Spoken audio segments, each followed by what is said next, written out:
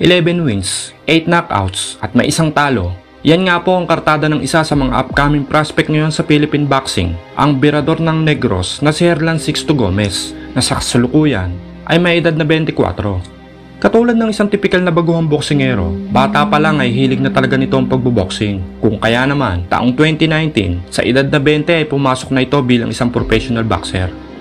Sa pagsisimula ng karera ng ating bida, sa taong 2019 ay 3 kapwa Pinoy ang kanyang nabiktima. Ito nga po ay sina Ariel Enriquez, Anthony Hulweba at si Jeffrey Stella. At dahil nga po sa paglaganap noon ng nakamamatay na COVID, ay halos 3 taon nga pong nabakante itong si Herlan. May 5, 2022, matapos ang nagdaang dilubyo ng pandemya, ay muli nga pong napalaban ng ating bida. Dumayo patungong Thailand para sa isang 6-round schedule bantamweight match kontra sa Thai fighter na si Parin Luangpon. Sa laban ay makikita ang malabitiranong galawan ng ating kababayan. Sa first round ay tinatantya muna ng ating bida ang lakas ng Thai boxer at pagkatapos ay pinagbabanatan niya na ito ng sunod-sunod na body shot sabay kaliwat kanang suntok sa ulo.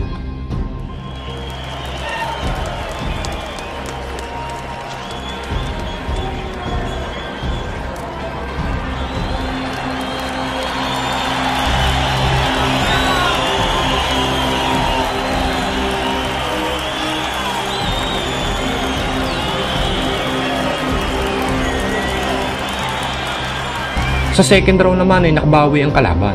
Pine-pressure ng hometown fighter ang ating pambato. Pero dahil may likas na kunat ang ating bida, ay tila waipik lang naman ito kay Herlan at napabagsak pa nga niya itong Thai boxer.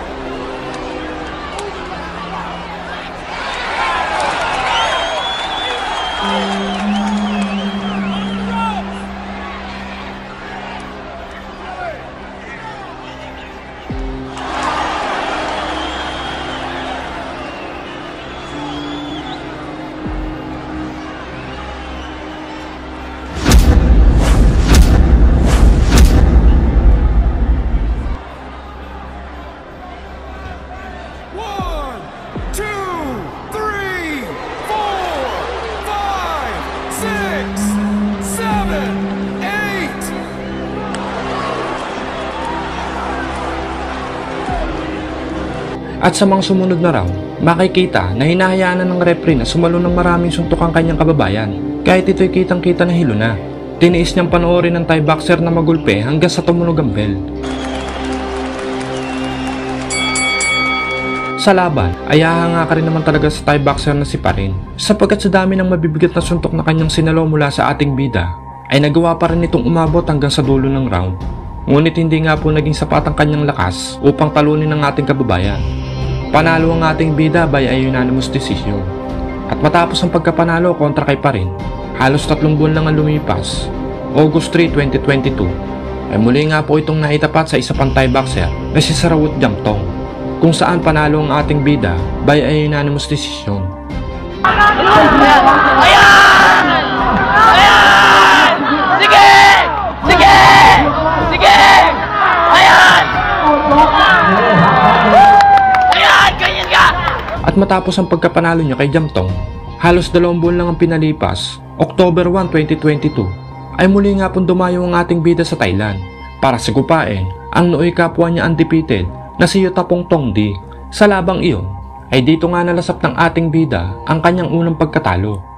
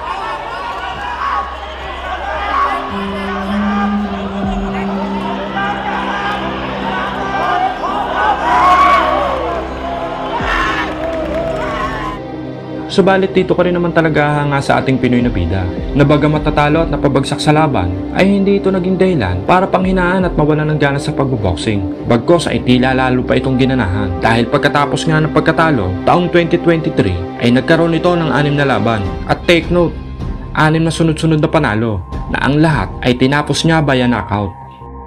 January 25, 2023, una nga sa kanyang nabiktima ay si Thanachai Kamnon na tinapos niya via technical knockout sa round 2.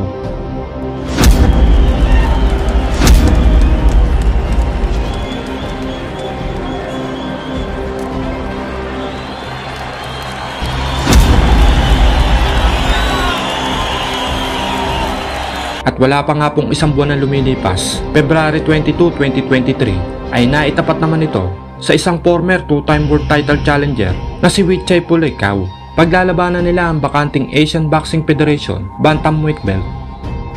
Sa naging bakbakan, bagamat dehado pagdating sa experience ang ating bida, ay hindi naman ito basta-basta nagpadaig sa mas veteranong kalaban.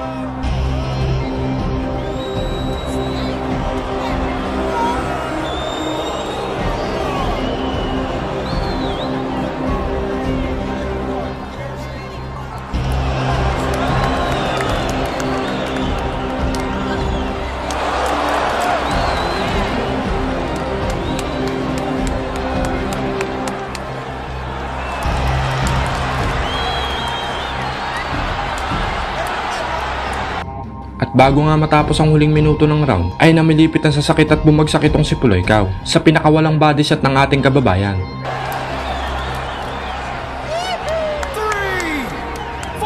Tumayo pa rin naman ito at nagpatuloy sa laban. Subalit ilang segundo lang ay muli na naman bumagsak itong si Pulekau matapos rat-ratin muli ng ating bida.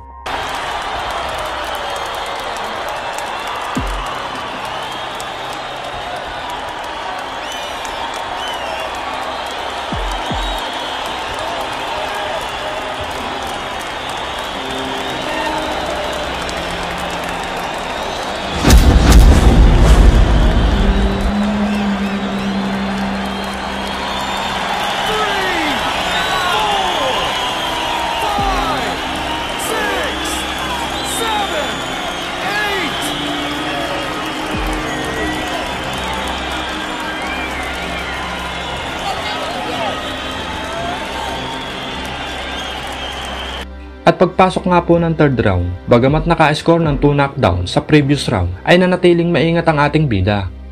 Bumibitaw man ng malalakas na suntok, sure ball at hindi bara-bara ang birada.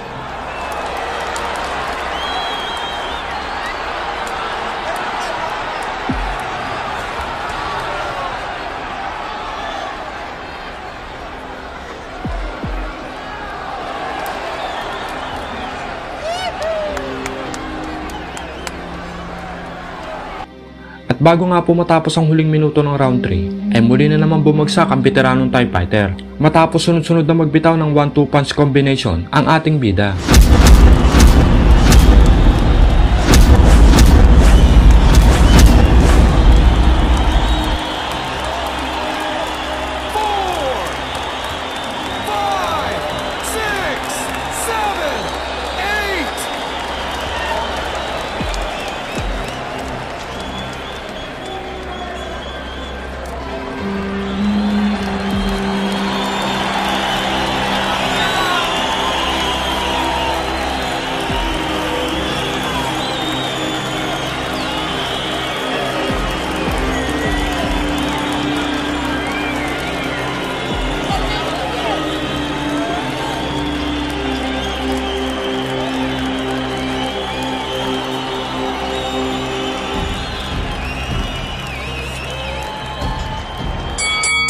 Pagdating nga po ng round 4, halos wala pang 1 minuto ang nakakalipas ay sumapol ang isang napakalutong na suntok sa sentido nitong si Pulaikaw na siyang agad nagpabagsak dito.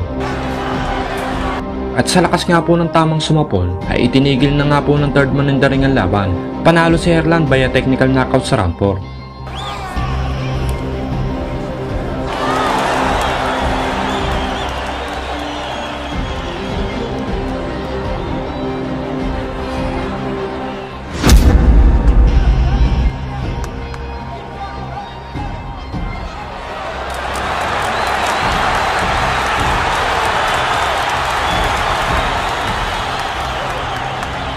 At pagkatapos niyang puksain itong si Pulaikaw, 1 buwan lang ang lumipas, March 30, 2023, isinunod naman ito si Pisano Chim Somtom, isa ring Thai boxer na tinapos rin via technical knockout sa round 3.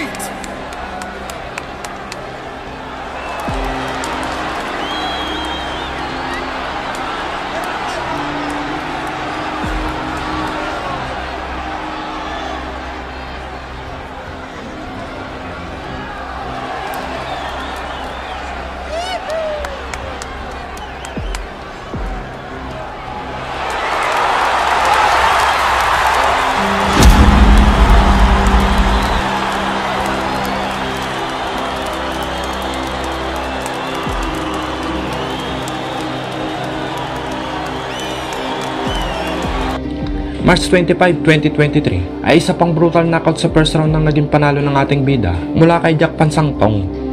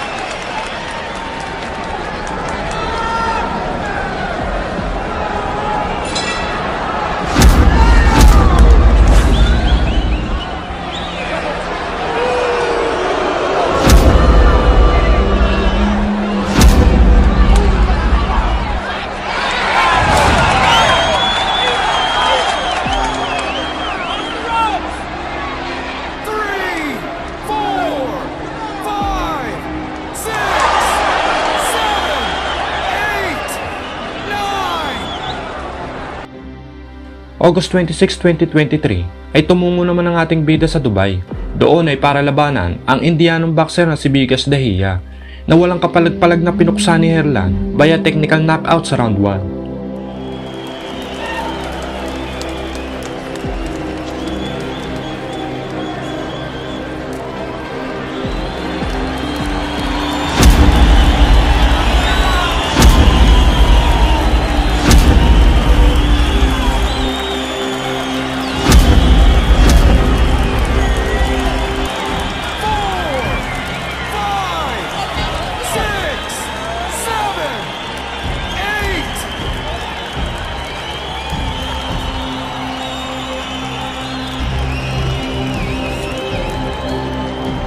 At ang pinakapanghuli sa kanyang biktima, September 28, 2023, muli ay isang Thai boxer na si Comrades ng Tapets na tinapos niya via brutal knockout sa round 1.